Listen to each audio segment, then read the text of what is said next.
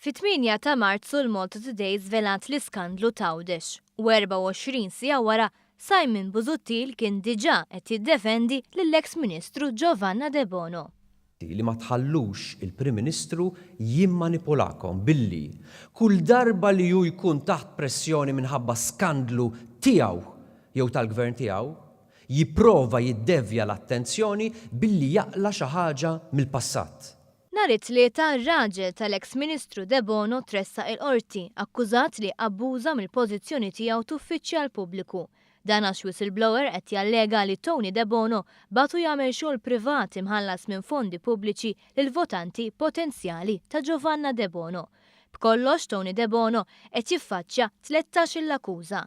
Dwar dan kienu żvelati wkoll emails li juru x-xogħol li sar u li l-whistleblower kien tkellem mas-Segretarju Ġenerali tal-Partit Nazzjonalista Chris Sajt u Simon Busuttil innifsu.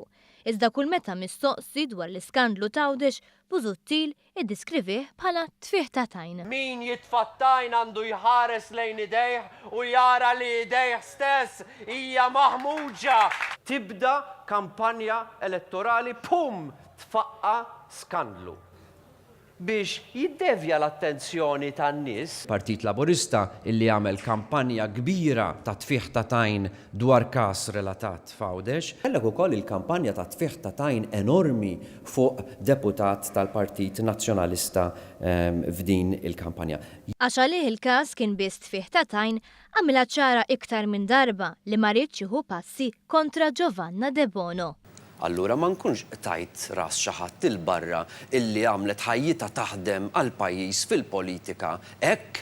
It-tlieta kważi xarejn wara li faqqa l-każ Busuttil kien iffaċċjat b'realtà ġdida li għal ħafna deret ovvju mill-bidu. L-investigazzjoni tal-Pulizija li sabet tant provi li Tony De Bono tressaq il-qorti. De Bono żammet posta fil-Parlament u rriżenjat biss mill-Partit Nazzjonalista. Simon Busuttil li ddefenda lil De Bono l-ħin kollu iddispjaċih ukoll li telqet mill-Partit Nazzjonalista. Irrid ngħid li jiena aċċettajt din ir-riżenja b'dispjaċir.